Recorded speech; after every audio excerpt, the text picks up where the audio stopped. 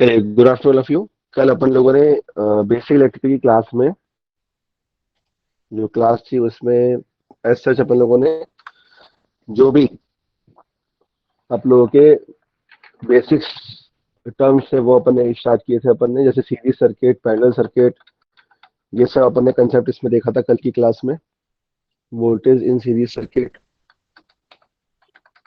Parallel circuit, this one, ठीक है ना।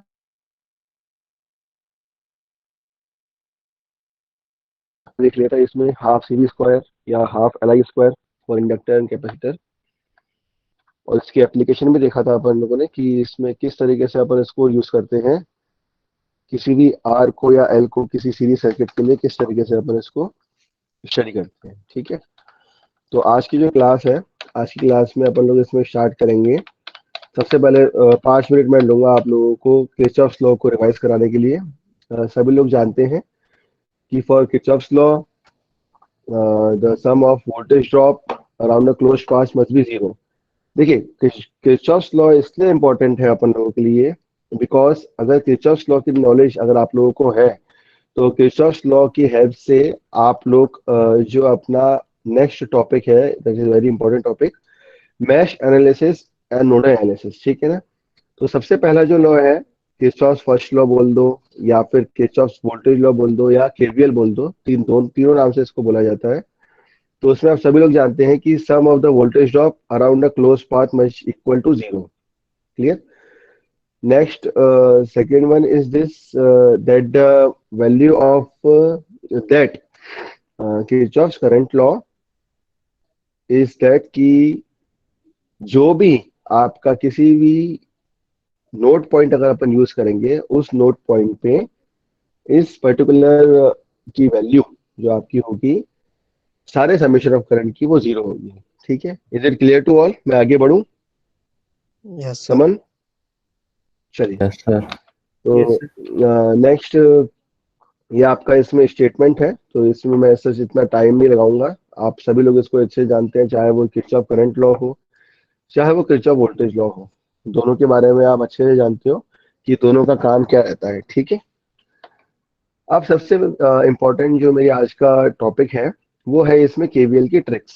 ठीक है ना, ये वाला टॉपिक आपको पता होना बहुत जरूरी है, तो मैं इसके लिए थोड़ा सा आपको इसमें टाइम लूंगा। इसमें ऐसा अपन ये लोग ये कहेंगे, जैसे कि मान लो मैंने यहाँ पे 3 डायग्राम बनाए हुए हैं, ठीक है ना।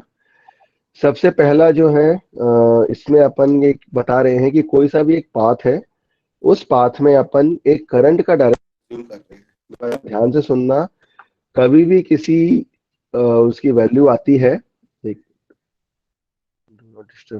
एक सेकंड होना है ना।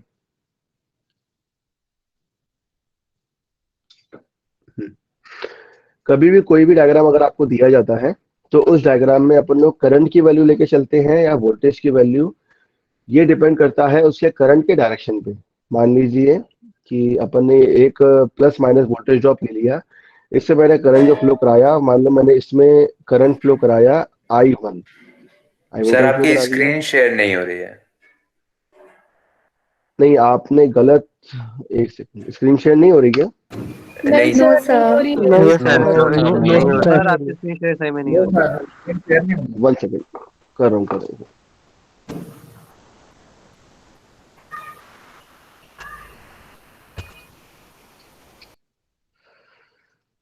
एरर करेंगे।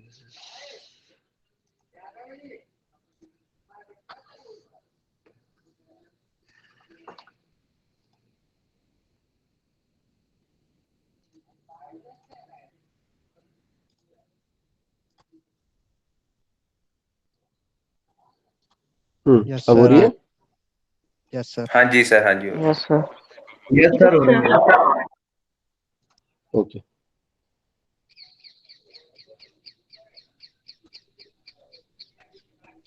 क्या फॉल्ट हो रहा है इसमें?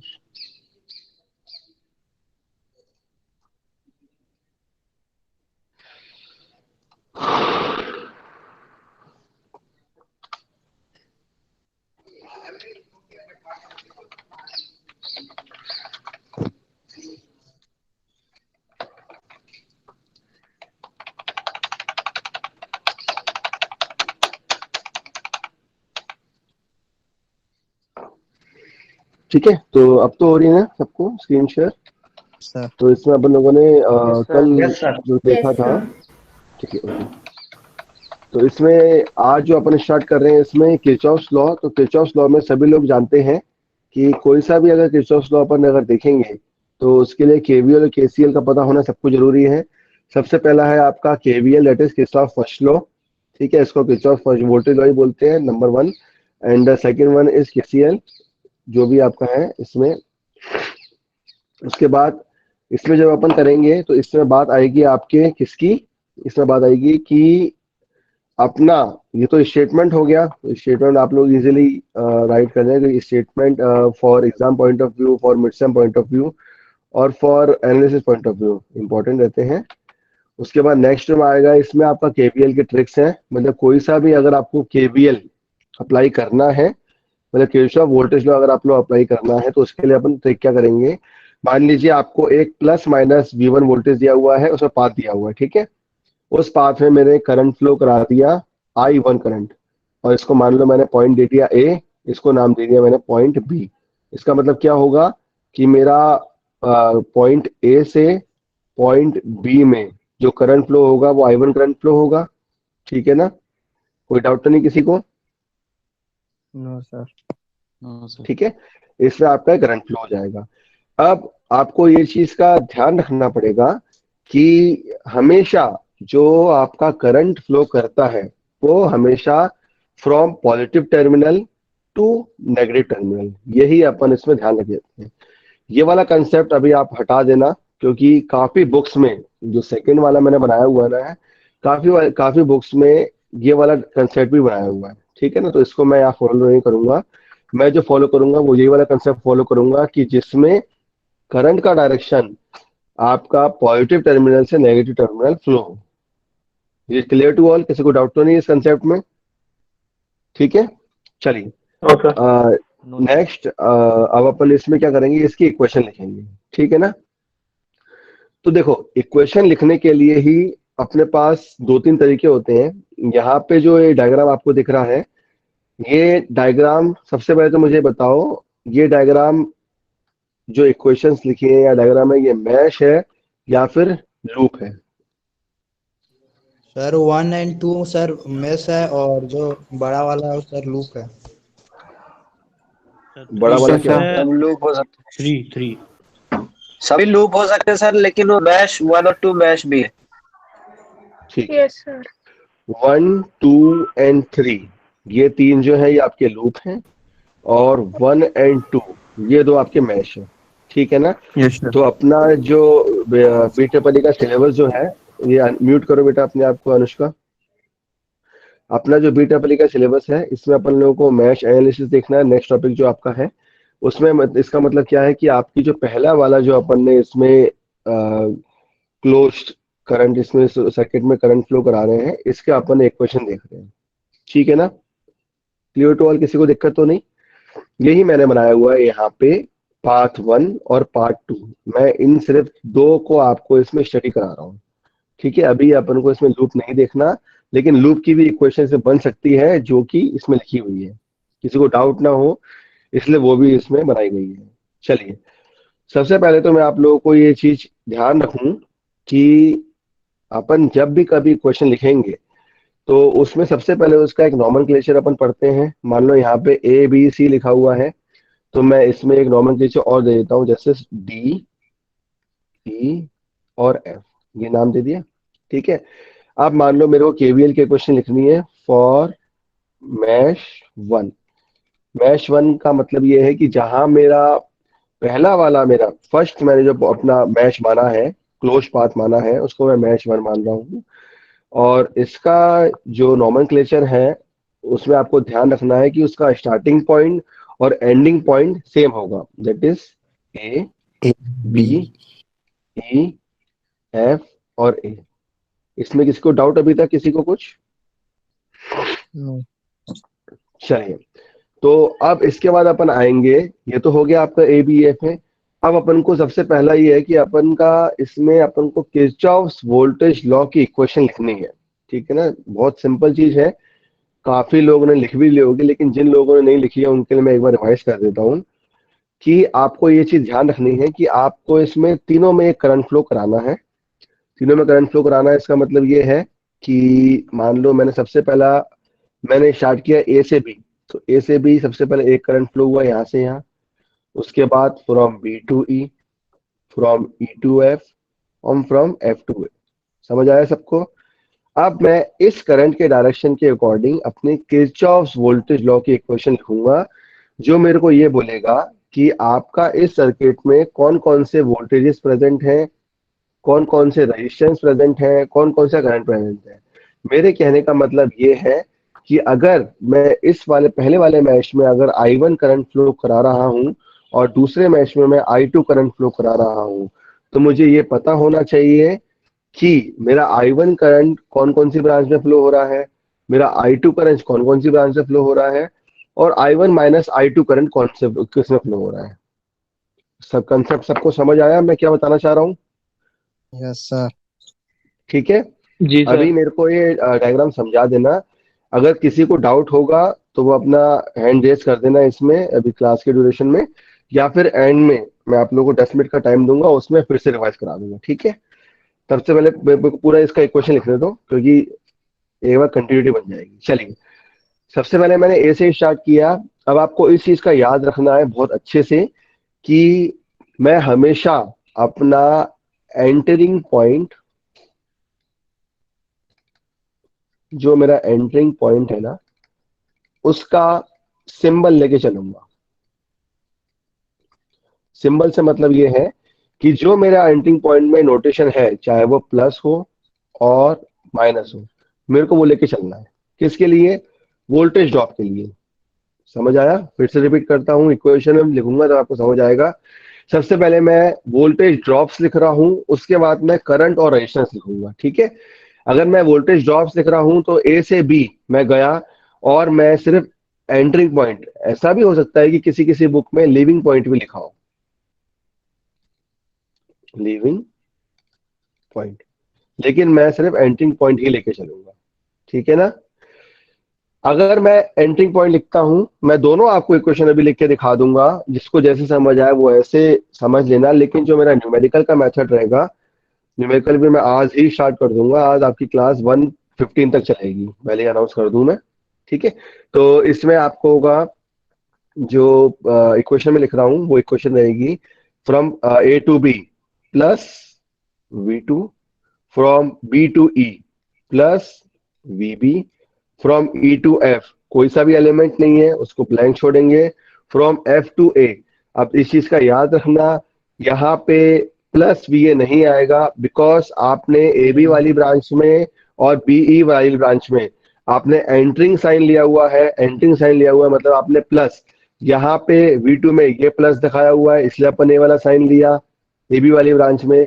उसके बाद BE वाली ब्रांच में अपन ने एंटरिंग साइन कौन सा लिया है? VB का, जिसमें प्लस बनाया हुआ है। उसके बाद मैं आऊंगा आपका किसमें? FA वाली ब्रांच में, इसमें भी मैं एंटरिंग वाले साइन लूंगा, तो मेरी इक्वेशन क्या बन जाएगी? Minus VA is equal to 0। Clear? किसी को डाउट इसमें? No sir. No sir. और अगर मैं इसमें लिविंग पॉइंट लेके चलता, लिविंग पॉइंट से मतलब ये है कि करंट आपसे जहां से लीव हो रहा है। देखो, एंटरिंग पॉइंट और लिविंग पॉइंट का मेन कंसेप्ट ये है कि एंटरिंग पॉइंट और लिविंग पॉइंट ये आपको दर्शाता है कि आपका करंट का डायरेक्शन कहां से कहां फ्लो हो रहा है। Is it clear to all? तो यहाँ पे एंटरिंग पॉइंट लिविंग पॉइंट में लेके चल रहा हूं। अगर मैं मान लो लिविंग पॉइंट भी लेके चलता, तो मेरी इक्वेशन होती -V2 minus VB plus VA is equal to 0। Summation of all voltage drops is equal to 0। तो चाहे आप एंटरिंग पॉइंट ले लो, चाहे आप लिविंग पॉइंट ले लो, कोई दिक्कत नहीं आती उसमें। किसी को कंफ्यूजन पूरी क्लास में से? No sir. चलिए, अब इसी में मान लो कि मैंने यहाँ पे रेजिस्टेंस लगा दिया R2, RB और RA। सिंपल नॉमेनक्लेचर है, क्योंकि जब तक आप डायग्राम में नॉमेनक्लेचर से रेजिस्टेंस या करंट की वैल्यू अगर नोटेट नहीं करेंगे, तब तक आपको समझ नहीं आएगा। ठीक है ना? तो बेटा, आवाज धीरे तो नहीं आ रही ना? मेरी थोड़ी तबीयत ठीक नहीं है आज, इसलिए मैं धीरे धीरे बोल रहा हूँ। सही कोई है दिक्कत सर। तो नहीं है? सही है, सही है। ठीक है, तो इसमें क्या हो रहा है कि इसमें मान लो मैं सबसे पहले इसमें मैं अब मेरे को क्या लेना है, मेरे को इसमें आई आर ड्रॉप लेना है, ठीक है ना। तो आई आर ड्रॉप के सबसे पहले मैं क्या करूंगा, मेरे V2 में आई आर ड्रॉप क्या है, मेरे VB में आई आर ड्रॉप क्या है, और मेरे VA में आई आर ड्रॉप क्या है, मतलब करंट और रेजिस्टेंस की वैल्यू क्या है, ये मैं लिखूंगा। तो सबसे पहले अगर मैं लिख रहा हूँ इसमें आई आर ड्रॉप, तो V2 में जो आई आर ड्रॉप है प्लस करंट कितना फ्लो हो रहा है V2 ब्रांच से, जल्दी बताओ, I1 ए से B. I1 I1, very good. I1 resistance कितना है, R2, R2 है ना, ठीक है। Yes sir. yes उसके sir बाद प्लस VB वाली ब्रांच में आई ड्रॉप क्या रहेगा बेटा, कोई बताएगा। I1 minus I2 I1 into minus RB I2 -I2 minus बिल्कुल सही I2 बताया है, बिल्कुल सही बताया है, बिकॉज ये जो आपका VB वाली मिडिल वाली ब्रांच है, इसमें आपका I1 तो करंट फ्लो हो ही रहा है।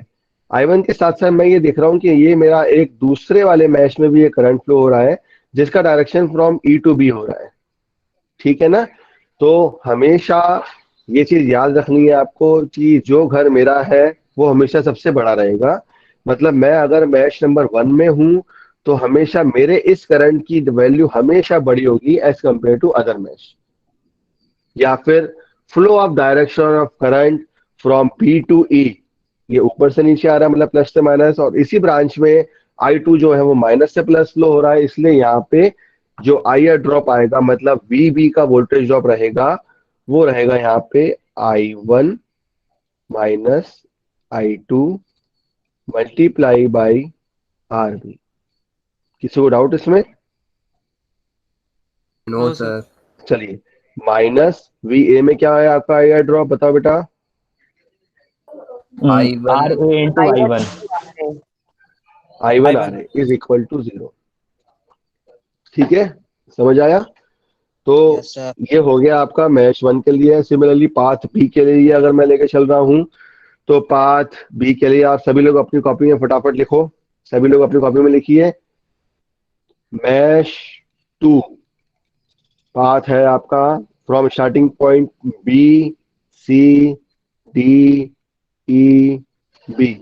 मतलब स्टार्टिंग पॉइंट और एंडिंग पॉइंट मेरा सेम होना चाहिए इसमें, इसलिए मैंने यहाँ पे B से स्टार्ट किया, यहाँ से करंट फ्लो हुआ, एक करंट यहाँ से फ्लो हुआ, यहाँ से करंट फ्लो किया, और यहाँ से करंट फ्लो हो ही रहा है आपका।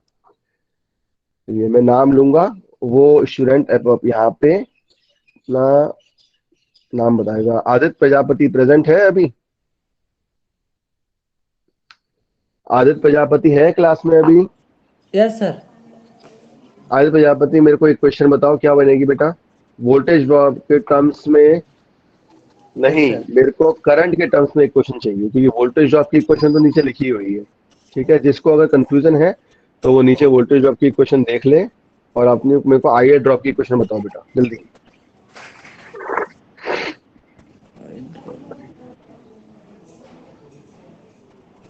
आधे सिर्फ 2 मिनट का टाइम दूंगा मैं, ठीक है ना, मेरे पास ज्यादा टाइम नहीं रहता। Aarav Goyal, yes sir. Equation बताओ आई ड्रॉप की। आदित्य अपने आप को अनम्यूट करो, म्यूट करो। वेट सर, मैं बताता आरव तुम बताओ।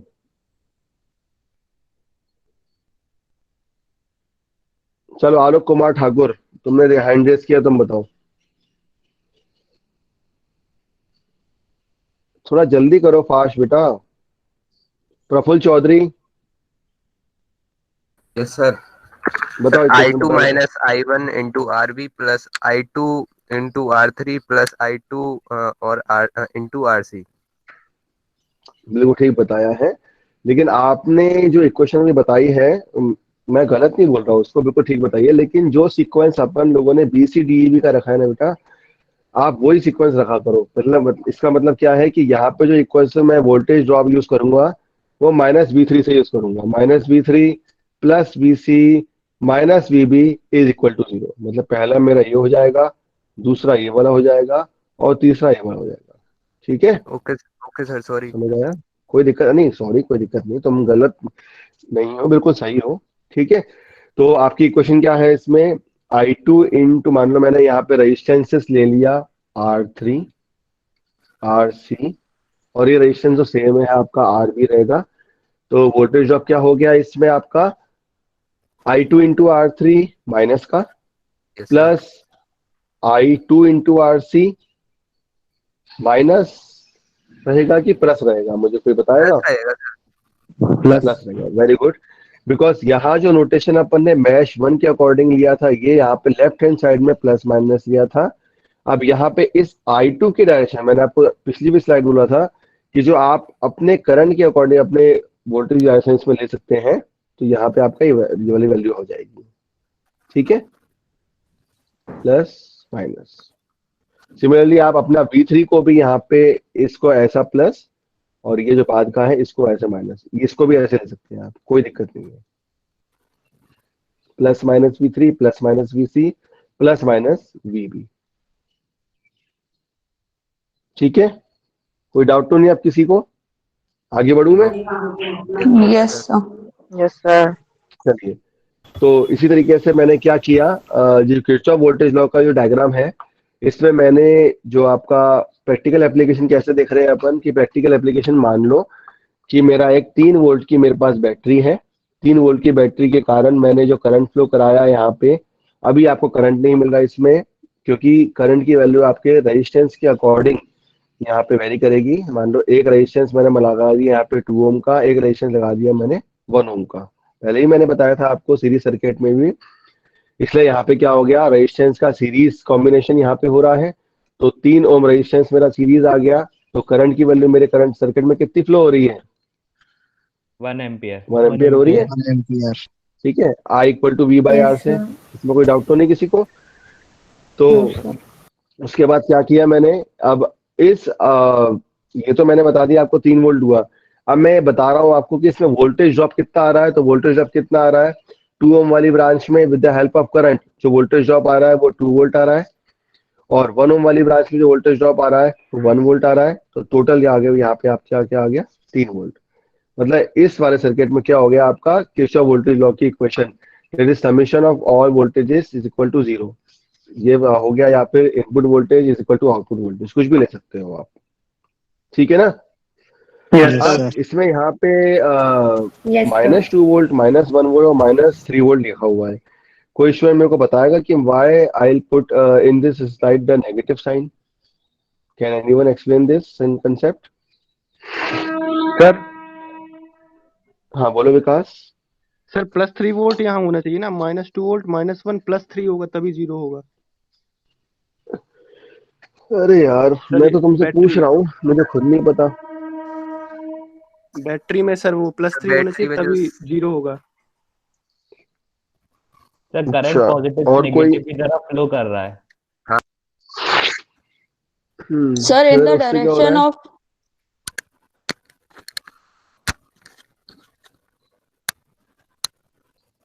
बोलो कौन क्या कह रहा है, जल्दी बताओ। प्रफुल्ल कुछ बोल रहे हो आप? शुभी बोल रहे हो, शुभी आप बोलो। Sir in the direction of current flow voltage drop होता है, इसलिए नेगेटिव लिया हुआ है। ये देखो, डायरेक्शन इसमें करंट का अपन ने लिया है, दैट इज प्लस से माइनस। क्या डायरेक्शन अपन लिया है इसमें, लिया कि नहीं लिया? तो अपन ने यहाँ क्या ले लिया है, जो लीविंग में आपका यहाँ पे ड्रॉप अपन को मिल रहा है, ये वाला साइन अपन ने ले लिया है इसमें। मेरी बात समझ आई सबको? ऐसे ही यहाँ पे भी अपन ने ले लिया। क्लियर? तो जो voltage sir drop voltage total तो आ प्लस रहा में है, है तो वो माइनस में क्यों लिया? सर किसको उसको बोला +3 है? वोल्ट लिखेंगे ना। लो यार इसको +3 सर वोल्टेज तो +3 वोल्ट आएगा। Yes sir. अरे भैया ले लो, ठीक है, सही है। अप टू डाउट यस तो सर। नहीं, इसको प्लस कर दो। Yes sir. क्लियर? इसका नेगेटिव का भी मैं कंसेप्ट बाद में बताऊंगा आपको। ठीक है, तो यहाँ पे क्या हुआ, अपन ने ये प्रैक्टिकल अपन ने समझ लिया कि कोई सा भी अगर आपको सोर्स सर्किट दिया हुआ है, उसमें अपन इजीली फाइंड आउट कर सकते हैं कि कोई सा भी करंट आपका रेजिस्टेंस हो या वो सप्लाई वोल्टेज है, उससे आप करंट की वैल्यू इजीली निकाल के इंडिविजुअल ड्रॉप्स की वैल्यू निकाल सकते हैं। क्लियर? आगे बढ़ूं? Yes sir. Yes sir. चलो, नेक्स्ट है आपका किरचॉफ करंट लॉ। तो इसमें सभी को कोई दिक्कत नहीं आनी चाहिए, बस इसमें ध्यान रखना है कि ये जो डायरेक्शन ऑफ करंट I1 ले रहे हैं और नोटेशन ले रहे हैं, इस चीज का अपन लेंगे कि अपन उसको एंटरिंग ले रहे हैं या लीविंग ले रहे हैं। जैसे उसका एग्जांपल ये है सभी लोग जानते हैं कि for the value of Kirchhoff's current law the summation of all current is equal to 0 या I incoming is equal to I outgoing, ये होता है। आउटगोइंग। ठीक है, तो इसमें अपन को इसमें साइन कन्वेंशन देखना पड़ता है। मान लो मैंने एक सर्किट लिया है, यहाँ पे कोई सा भी एक नोड पॉइंट है, ये नोड पॉइंट मेरा ए है, इसमें मैंने करंट का डायरेक्शन से इसमें फ्लो करा दिए हैं। एक आपका क्या हो रहा है, यहाँ पे अंदर की तरफ जा रहा है, मान लो ये I1, ये वाला आपका जो करंट है जो बाहर जा रहे हैं I2, I3, I4, तो मैं इजीली यहाँ पे I3 की वैल्यू निकाल सकता हूँ, हाँ या ना? Yes sir. Yes sir. Yes sir. ठीक है ना, तो वही अपन ने यहाँ पे निकाल दिया। छोटा सा एग्जांपल है तो आपको दिक्कत भी नहीं आनी चाहिए इसमें। अब मैं आगे बढ़ता हूँ। इसी तरीके से आपका किसी भी एक, चाहे मैं इसको नोड पॉइंट बोल दूं, नोड बोल दूं या पे जंक्शन बोल दूं, बात एक ही है। तो total current into a junction equal to total current out of junction, मतलब इनपुट में जितना करंट आ रहा है उतना आउटपुट में रहेगा।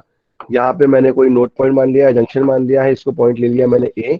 यहाँ पे इनकमिंग करंट मान लो हमारे आई, टोटल करंट जो रहा है आपका 3 एम्पियर आ रहा है। ये आपका दो जगह डिवाइड हो जाएगा, एक हो जाएगा आपका I1 2 एम्पियर, हो जाएगा आपका I2 1 एम्पियर। ठीक है ना, वो रेजिस्टेंस से डिपेंड करके, मान लो यहाँ पे 2 ओम का रेजिस्टेंस है, यहाँ पे 1 ओम का रेजिस्टेंस है, तो जो आपका पाथ फ्लो हो रहा है वो इस तरीके से होगा। क्लियर? आगे बढ़ूं मैं अब? Yes sir. ठीक है, तो ये बेसिक कंसेप्ट है। तो अपन ने इन तीनों सर्किट से क्या देख लिया? सबसे पहले I इक्वल टू VR से अपन ने ओम्स लॉ देखा, उसके बाद किर्चॉफ्स करंट लॉ देखा, उसके बाद किर्चॉफ वोल्टेज लॉ देखा। ये 3 सर्किट्स अपन ने इसमें देखे। ठीक है, अब जो अपन चलेंगे, जो अपना मेन आपको स्टार्ट करना है वो आपको इसमें आपका mesh and nodal analysis start करना है। लेकिन इससे पहले कुछ PDF नोट्स हैं, वो मैं आप लोगों के साथ शेयर करना चाहूँगा, बिकॉज वो मैं आज आप लोगों को ड्राइव में और इसमें भी आप लोगों को दिखा दूंगा, जिससे कि आप लोगों को इसमें दिक्कत नहीं है। कुछ नोट्स हैं, देखिए, विजिबल है ना सबको? फुल स्क्रीन कर दूं उसको। Yes sir.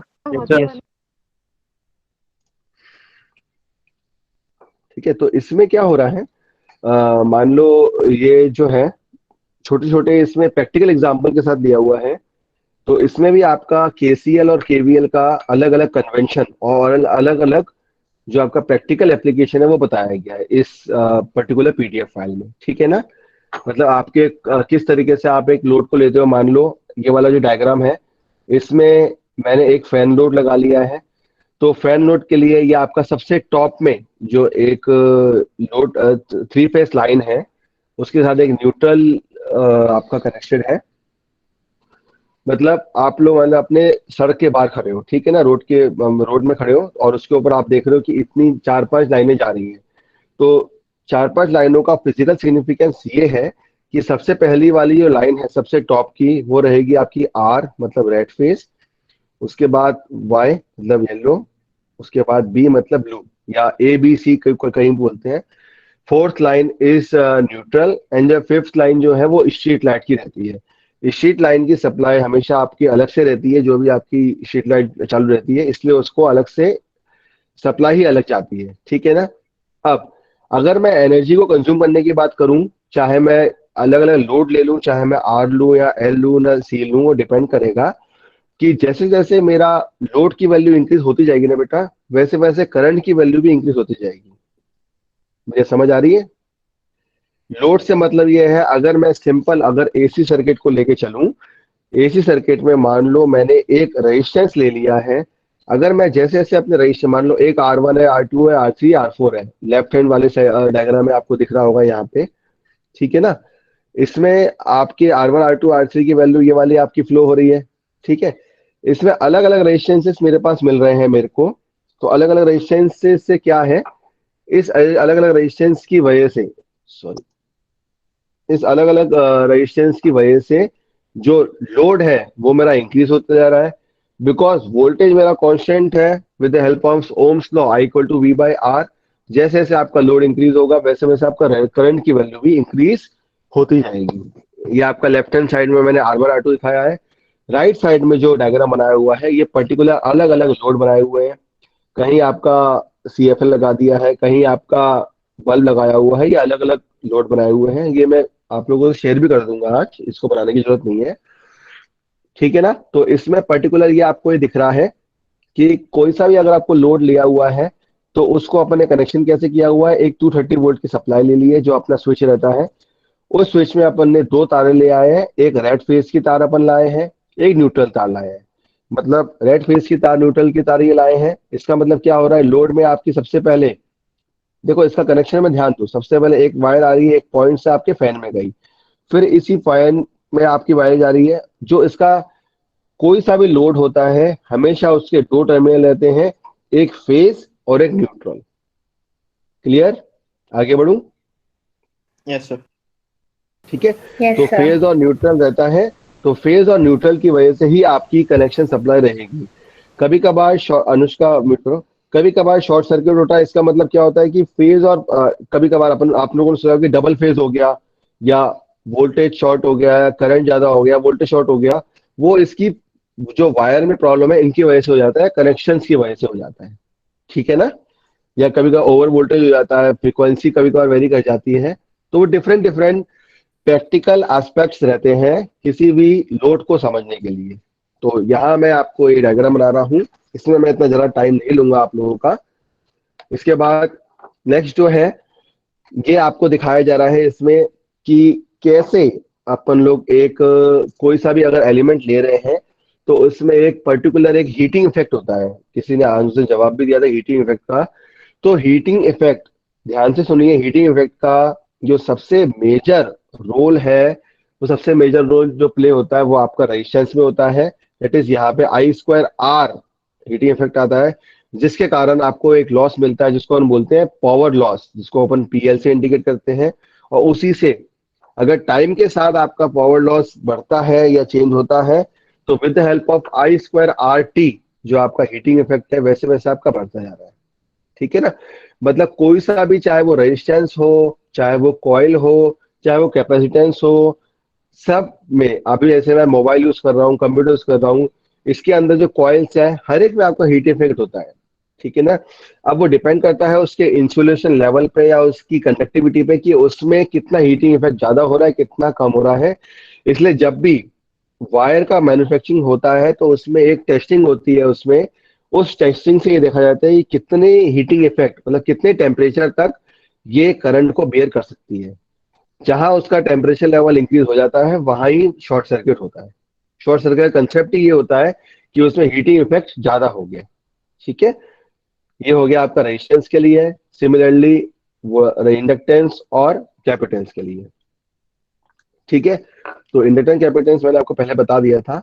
इसी के साथ अगर अपन किसी भी एक सर्किट की बात करें तो सर्किट में आपको एक्टिव एलिमेंट और पैसिव एलिमेंट मैं बता ही चुका हूँ। मतलब ये जो एक टेबल है नीचे लिखी हुई है कि कोई सा भी इलेक्ट्रिक सर्किट होगा या नेटवर्क होगा उसके अलग अलग क्लासिफिकेशन होंगे। सबसे पहला क्लासिफिकेशन, या तो वो नेटवर्क या सर्किट एक्टिव पैसिव एलिमेंट हो, या फिर वो नेटवर्क एलिमेंट लीनियर या नॉन लीनियर हो, या फिर यूनिलेटरल बाइलेटरल हो, या फिर लम्प्ड या डिस्ट्रीब्यूटेड हो, ठीक है। इसके बारे में एक बार बता देता हूँ। एक्टिव पैसिव मतलब जहां पे आपके वोल्टेज और करंट सोर्स कनेक्टेड हो और रेजिस्टेंस, इंडक्टेंस, कैपेसिटेंस इन तीनों में से कोई सा भी यूज हो। लीनियर और नॉन लीनियर मतलब आपके AC और DC वोल्टेज पे डिपेंड करता है कि आपको फिक्स AC वोल्टेज मिल रहा है,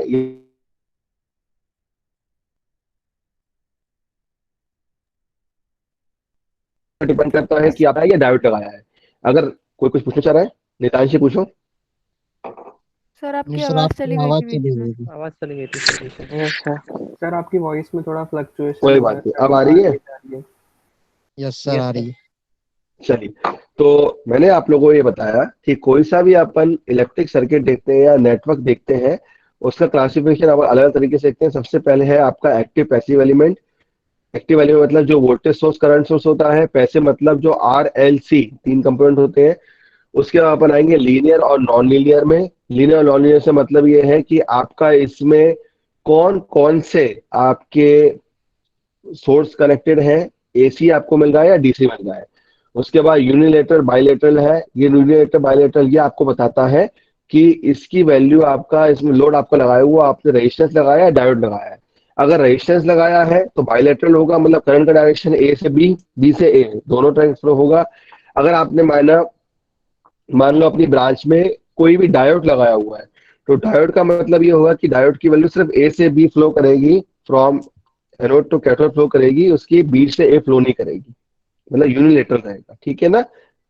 उसके बाद लम्प्ड और डिस्ट्रीब्यूटेड, मतलब आपने एक लूप बनाया है कि नंबर ऑफ लूप्स बनाए हुए हैं, ठीक है। इन क्लासिफिकेशन में कोई किसी को डाउट तो नहीं? बुक्स में सबकी डेफिनेशन दी हुई है, एक बार रीड करोगे तो अच्छे से समझ आ जाएगा। क्लियर? Yes sir. अच्छा, यस एक सर। और मेरे को आप लोगों से पूछना था यस सर। कि आप लोगों में से बुक परचेस करी है अभी तक किसी ने, कि ई बुक से ही पढ़ रहे हो? No sir. No sir. No sir. No sir. अरे परचेज नहीं करी बेटा?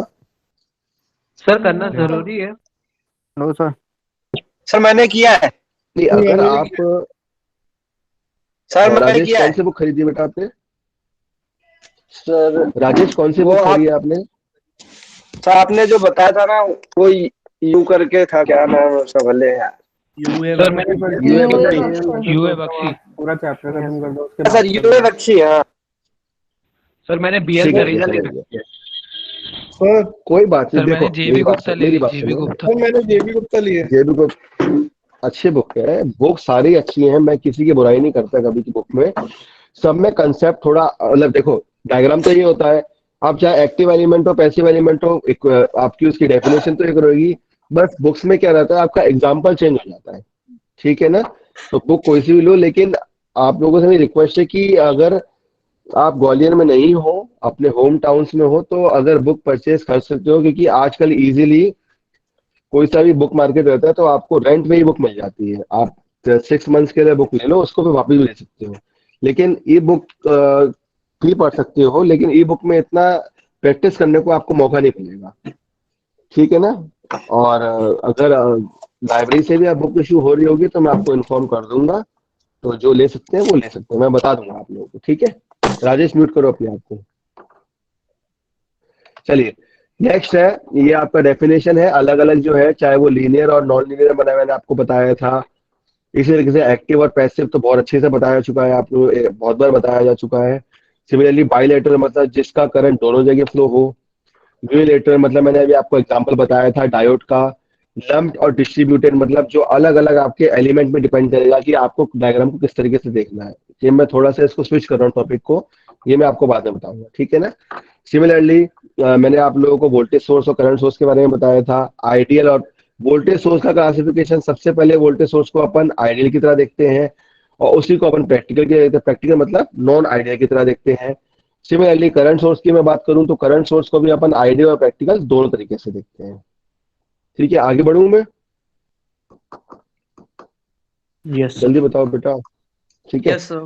Yes sir. सिमिलरली ये जो है ये वाला आपका पेज है, ये भी आपका जो पावर पॉइंट में मैंने आपको बताया था, उन्हीं सब चीजों को आपको बता रहा है कि आप किस तरीके से अपने एक डीसी सर्किट को बताते हो।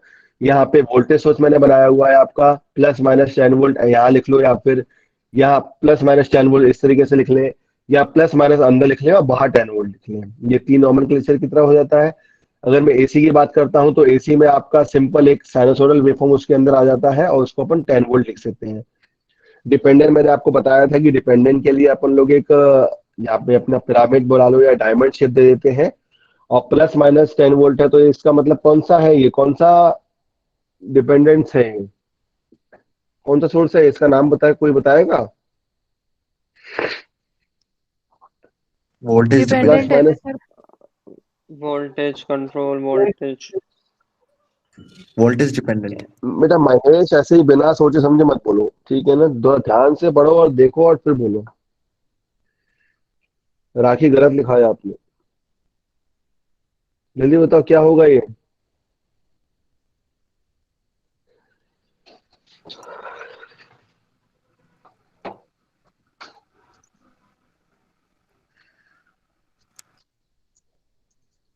बताओ जल्दी। फिर मैं आगे बढ़ूं? Voltage dependent voltage source. बिल्कुल सही। यहाँ पे मैंने +-10 वोल्ट लिखा हुआ है, इसका मतलब सर्किट में कहीं ना कहीं जो आपका V की वैल्यू है वो एग्जिस्ट कर रही होगी, इसलिए वोल्टेज डिपेंडेंट वोल्टेज सोर्स रहेगा। ठीक है। सिमिलरली अब यहाँ पे आइडिया और प्रैक्टिकल को बताया गया है कि किस तरीके से अपन एक सर्किट को अपन कांस्टेंट जो आपका करंट जो फ्लो हो रहा है, आपका यहाँ पे वोल्टेज मिल रहा है, मान लो सप्लाई आपका 10 वोल्ट है, 10 वोल्ट सप्लाई मैंने ले ली है। जैसे जैसे मैं अपने करंट की वैल्यू को इंक्रीज कर रहा हूँ वैसे वैसे मेरे को वोल्टेज की वैल्यू इंक्रीज हो रही है। अब मैं अगर प्रैक्टिकल में करूंगा तो प्रैक्टिकल में मेरे को एग्जैक्ट 10 वोल्टेज नहीं मिलेगा। ध्यान रखना, प्रैक्टिकल में मेरे को एग्जैक्ट 10 वोल्टेज नहीं मिलेगा, because due to internal resistance जो मेरा वोल्टेज है उसमें थोड़ा बहुत ड्रॉप आएगा। उस ड्रॉप की वजह से या तो 10 वोल्ट रहेगा, या 9 हो जाएगा, या 8 हो जाएगा, या 7 हो जाएगा, जैसे जैसे करंट की वैल्यू मेरी इंक्रीज करेगी। तो वो डिपेंड करेगी मेरे लोड पे। ठीक है, समझ आई ये चीज? कोई डाउट तो नहीं इसमें किसी को? No sir. यहाँ अगर रेजिस्टेंस आपका इंटरनल रेजिस्टेंस अगर 0 है तो आउटपुट वोल्टेज आपका भले ही 10 वोल्ट रहेगा, लेकिन इंटरनल रेजिस्टेंस की अगर कुछ ना कुछ वैल्यू मेरे पास गिवन होगी, मान लो 1 ओम हो, 2 ओम हो, 3 ओम हो, जितना भी ओम रहेगा, पर उस मान लो यहाँ पे 1 ओम हो तो यहाँ पे रेजिस्टेंस की वजह से जो भी आप करंट फ्लो होगा उससे आपका ड्रॉप मिल जाएगा। तो मान लो 1 ओम है तो यहाँ पे आपका 9 वोल्ट का ड्रॉप हो जाएगा। इट मीन्स आउटपुट में मतलब लोड साइड जो वोल्टेज ड्रॉप आ जाएगा वो आपका कितना हो जाएगा? आपका V0 इक्वल टू 9 वोल्ट। यही मेजर डिफरेंस होता है आइडियल वोल्टेज सोर्स और प्रैक्टिकल वोल्टेज सोर्स। मतलब बेसिक चीजें हैं, मैं बार बार इसलिए बोलता हूँ कि इसी में सबसे ज्यादा कंफ्यूजन होता है सबको। सिमिलरली ये भी उस तरीके से आपको बताया गया है जो इस स्लाइड में आपको दिखाया गया है। ये भी आपका AC वोल्टेज सोर्स के बारे में बताया हुआ है। ये डायग्राम आपका प्रैक्टिकल वोल्टेज सोर्स के लिए है पूरा का पूरा।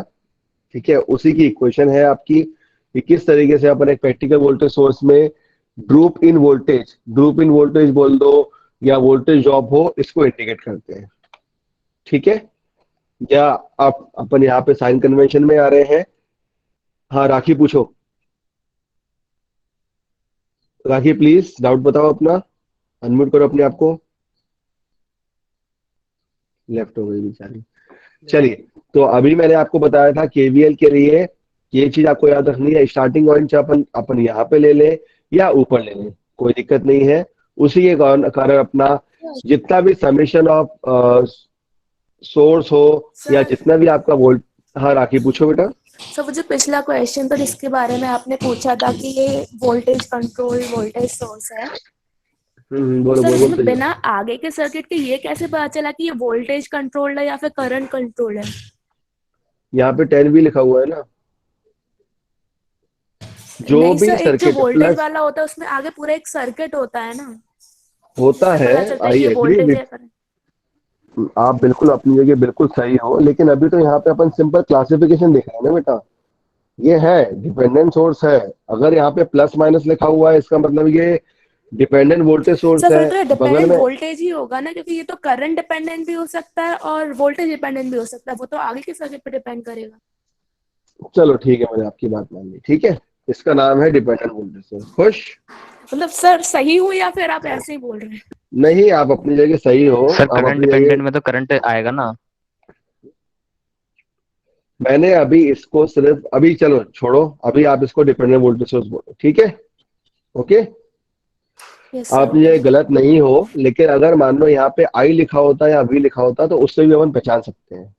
ठीक है, क्योंकि कभी कभार ऑब्जेक्टिव क्वेश्चन में घुमाने के लिए पूरा ही लिखा जाता है, सिंपल छोटा सा बना दिया जाता है और यहाँ पे प्लस माइनस अंदर लिख दिया जाता है, यहाँ पे 10V या 10I लिखा जाता है। तो उसको MCQ, on the point of view of MCQ, उसको करंट डिपेंडेंट वोल्टेज सोर्स या वोल्टेज डिपेंडेंट वोल्टेज सोर्स अपन बोल सकते हैं। ठीक है ना। अपन जब प्रैक्टिकल जो अपन न्यूमेरिकल सॉल्व करते हैं वहां पे अपन को ये पता होना जरूरी है कि ये जो आपका 10V है तो सर, ये V एग्जिस्ट कहाँ कर रहा है। हाँ विनय पूछो। सर अगर ये हो सकता है सर, अगर करंट डिपेंडेंट करंट के तो इसमें एरो का साइन आएगा, क्योंकि नहीं करंट तो दिखाएगा ये। अपन बेटा क्लास के बारे में क्लास के बारे में डिस्कस करेंगे। ठीक है, अभी डिस्टर्ब नहीं करेंगे क्लास को। मैं बैठूंगा आराम से 2 बजे तक बैठा हूँ आपको डिस्कस करने के लिए, अपन करेंगे। क्लियर? पहले मैं क्लास ओवर कर दूं क्योंकि 5 मिनट में क्लास ओवर करनी है। ठीक है, तो यहाँ पे वोल्टेज सोर्स आ गया। सिमिलरली प्रैक्टिकल वोल्टेज सोर्स है, केवीएल अपन ने बता दिया। अपन करंट सोर्स की बात कर रहे हैं। करंट सोर्स में भी ये प्रैक्टिकल एप्लीकेशंस मैंने आपको पहले भी स्लाइड से बताए थे और ये नोट से आपको बता दी है। किसी को किसी भी पेज में कोई दिक्कत हो तो उसको उसका स्क्रीनशॉट लेके या फिर मुझे वो व्हाट्सएप करके पूछ सकते हैं, तो मैं उसी टाइम उसको मेल में या उसमें रिप्लाई कर दूंगा। ठीक है ना। ये सारे नोट्स मैं मूडल पे अपलोड कर दूंगा और ड्राइव में भी अपलोड कर दूंगा और आपके व्हाट्सएप ग्रुप में भी भेज दूंगा। क्लियर। इसके बाद नेक्स्ट इसका छोटा सा न्यूमेरिकल है, वो अपन देख लेना। न्यूमेरिकल क्या है उसी की चीज डिपेंड कर रही है। अब यही आपका जो अभी आप लोगों की प्रॉब्लम थी, it is voltage dependent voltage source. तो मान लो ये मैंने बनाया गया, यहाँ पे एक सिंबल बनाया है, उसको मैंने दे दिया है KV1 दे दिया है और इस KV1 में जो V1 की वैल्यू है वो मेरे इनपुट में एग्जिस्ट कर रही है। सबको दिख रही है? राखी दिख रहा है? राखी और विनय, अब समझ आया? ठीक है, ओके। तो यहाँ पे इसको अपन बोल रहे हैं वोल्टेज डिपेंडेंट वोल्टेज सोर्स। इसको अपन अलग अलग नोटिस से बोलते हैं। एसी सर्किट में भी इसको ये प्रैक्टिकली एप्लीकेबल है और डीसी में भी। ठीक है। सिमिलरली ये और डायग्राम्स है आपके। Number second is current dependent voltage source, मतलब प्लस माइनस के I1 मैंने यहाँ बना दिया है। इट मीन्स दैट कि I1 Yes, की sir. वैल्यू मेरे सर्किट में कहीं एग्जिस्ट कर रही है। तो अगर मैं सिर्फ यही वाला डायग्राम बनाऊं या पूरा डायग्राम बनाऊं तो मैं दोनों में इसको अप्लाई कर सकता हूं। अब समझ आया विनय? पॉइंट क्लियर हो गया? करंट डिपेंडेंट तभी इसी होगा एरो की बात कर रहा जब, था मैं। हाँ मैं समझ गया आपकी बात। आप कहाँ जा रहे हो? एरो नीचे है, एरो यहाँ नहीं है। ठीक है ना।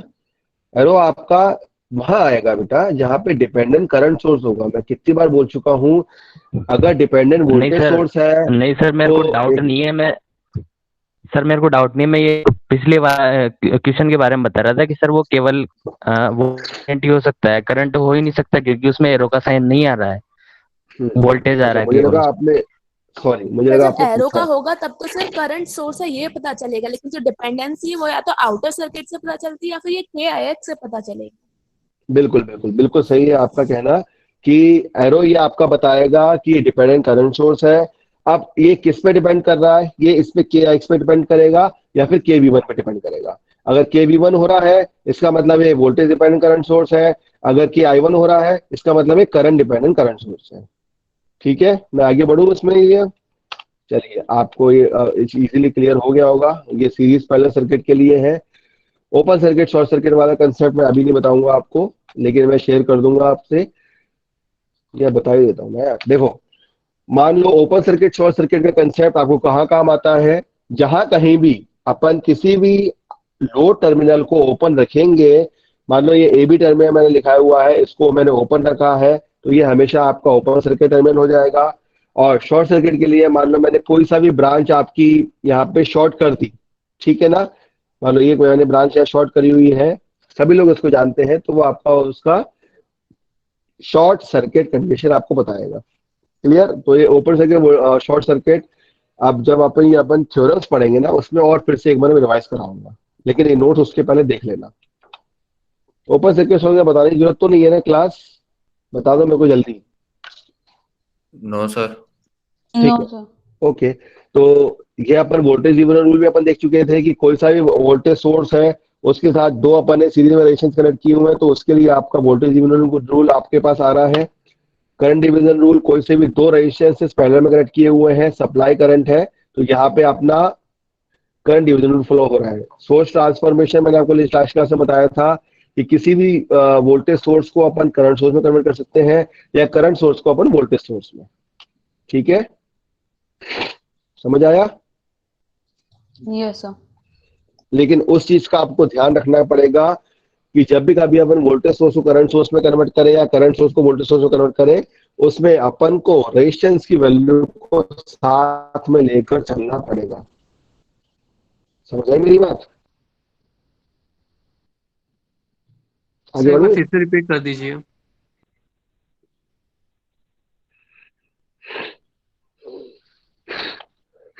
ये उसी का है आपका जो न्यूमेरिकल अपन देखा था जिसमें अपन कन्वर्जन देख रहे हैं, तो ये आप लोग इसमें देख लेना। ठीक है, ये तो हो गई आपकी एक PDF फाइल।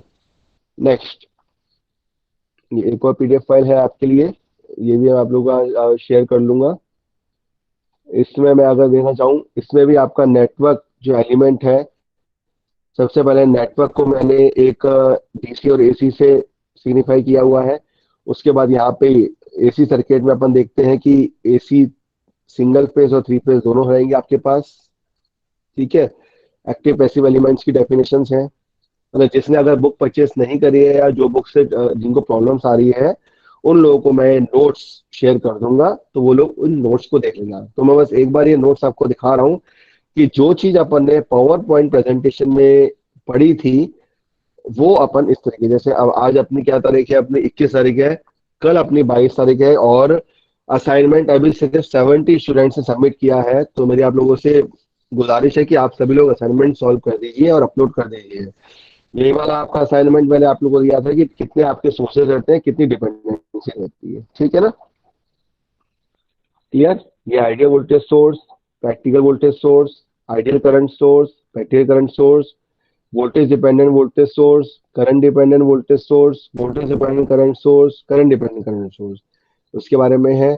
सोर्स ट्रांसफॉर्मेशन जो मैंने कल की क्लास में बताया था, जिसकी कल की क्लास रह गई है, मैं फिर से बता देता हूँ कि आपका वोल्टेज सोर्स को अपन करंट सोर्स में ट्रांसफर करते हैं और करंट सोर्स को वोल्टेज सोर्स में। ये डिपेंड करता है कि आपके वोल्टेज सोर्स की वैल्यू, करंट सोर्स की वैल्यू क्या है। सिमिलरली नेटवर्क टर्मिनोलॉजीज है, node, junction, branch, loop, mesh, current का डायरेक्शन, वोल्टेज का direction, series circuit, parallel circuit, और उसी के न्यूमेरिकल्स हैं कुछ।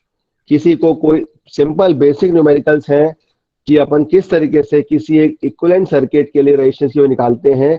मैंने अभी इसका आपको असाइनमेंट, मैं चाहता तो ये वाला क्वेश्चन आपको असाइनमेंट में दे सकता था, लेकिन मैंने इसका असाइनमेंट नहीं दिया, सिंपल इसमें सॉल्व किया हुआ है। आप लोग एक एक करके, इसमें 1 और 2 लिखा हुआ है, उसको सॉल्व करना। किसी को कोई प्रॉब्लम आए तो मुझे कल की क्लास में पूछना। ठीक है, यही Kirchhoff voltage law, Kirchhoff current law. ठीक है ना, तो ये तो आपका इसके था। अपलोड करना कुछ है भी क्या अपलोड नहीं करना अभी अपलोड नहीं करना। ये आपके सॉल्व न्यूमेरिकल्स हैं जिसमें आपको बताया गया है। मैं न्यूमेरिकल्स आप लोगों को अगली क्लास में एक्सप्लेन करूंगा, लेकिन अगली क्लास में एक्सप्लेन करने से पहले मैं आपको एक बार आप भेजूंगा। कल की क्लास में अपन लोग ये जो आपका मैश एनालिसिस स्टार्ट करेंगे। कल आप लोगों को इसमें कैलकुलेटर सब लोगों को रहेगा। सभी लोग जो आपका साइंटिफिक कैलकुलेटर है, उस साइंटिफिक कैलकुलेटर को लेके अपने साथ रखेंगे, ताकि आपको न्यूमेरिकल्स को सॉल्व करने में दिक्कत नहीं आए। तो नेक्स्ट क्लास अपनी रहेगी मैश एनालिसिस और नोडल एनालिसिस की। एक दिन मैश में लगेगा, एक दिन नोडल में, और एक नंबर ऑफ न्यूमेरिकल्स उसमें आते हैं सॉल्व करने के लिए। ये मैं आप लोगों को शेयर कर दूंगा, लेकिन शेयर तभी करूंगा जब मैं वहां तक पहुंच जाऊंगा। तो कल ये स्टार्ट हो जाएगा, और उसके बाद अपने 2 टॉपिक बचेंगे इसमें, थेवेनिन, सुपरपोजिशन और आपका नॉर्टन्स, जैसे जो आपका सिलेबस में है। ठीक है, तो ये आज की क्लास के लिए था। तो अगर अभी तक किसी को कोई डाउट है तो मुझसे पूछो। और अटेंडेंस के लिए मैं अभी आप लोगों को एक सेकंड मैं बोलूं, फिर आप बोलना। अटेंडेंस के लिए आप लोगों को मैंने मूडल पर शेयर कर ली है लिंक, तो उसमें आप इजीली आज की अटेंडेंस और छोटा सा क्विज है वो आप उसमें अपलोड कर सकते हैं। और उसी के साथ एक गूगल फॉर्म भी है, वो वही है, इसमें चैट बॉक्स में उसको डाल देता हूँ, वो आप फिल कर दीजिएगा। इन एडिशन टू डेट, आज अपनी क्लास में और कोई डाउट हो तो मेरे से अभी पूछ लो, फिर मैं इसकी रिकॉर्डिंग स्टॉप करूंगा। फिर छोटा सा एक अनाउंसमेंट है, उसके लिए मेरे को रिकॉर्डिंग स्टॉप करने के बाद करूंगा। जल्दी बताओ, कोई और डाउट है अभी तक क्लास में? कौन बोला? सर बुक्स करनी है। अटेंडेंस आप लोगों को ये जो गूगल फॉर्म आपको दिया है इसमें भी भरनी है, और मूडल भी, दोनों ऑप्शन आपको करने पड़ेंगे। ठीक है, clear? Okay sir, thank you sir. Sir और गूगल फॉर्म है ये कल के लिए और आज के लिए, दोनों के लिए मैंने कंबाइन बना लिया है। ठीक है, मतलब 7 और मतलब कल 20 और 21 के लिए। हाँ पूछो, क्या दिक्कत है? सर मूडल पर अटेंडेंस मतलब सबमिट करने के बाद भी वो मतलब प्रेजेंट दिखा नहीं रहा है। समझ नहीं आ रहा, फिर से बोलना। सर मूडल पे प्रेजेंट डालने के बाद भी वो बता नहीं रहा है, मतलब प्रेजेंट लिख के नहीं आ रहा है। मैं उसको चेक कर लूंगा। ठीक है, मैं चेक कर लूंगा। और कोई डाउट तो नहीं? नहीं आ रही है। सर ऐसा हो ही नहीं सकता, मूडी पे तो मैंने सर उसको वो रिफ्रेश कर लें सर, वो आ जाएगी। होता है सर मैं ऐसा। मार्क ही नहीं कर पा रहा अटेंडेंस। नहीं सर, नहीं हो रहा है रिफ्रेश एक करने के सेकंड बाद, में 5-6 बार रिफ्रेश करने के बाद एक भी। मिनट दो, एक मिनट, हाँ हाँ समझ गया। एक्चुअली 1 बजे बज गए ना, मैं उसका टाइम लिमिट थोड़ी बढ़ा लेता हूँ। एक सेकंड, सही कह रहे हो, क्योंकि वो 12 से 1 था ना, इसलिए नहीं हो पा रहा होगा। मैं उसको 5 बजे तक करता हूँ, ठीक है? Okay 5 sir. बजे तक मैं उसको कर देता हूँ। एक सेकंड, सेम अब आ गया, देखो आ गया। सर देख रहे हैं। यस सर, आ गया। आ गया ना? यस सर, आ ठीक है, गया। तो आज की क्लास यहीं पे होती है। एक छोटा सा अनाउंसमेंट है।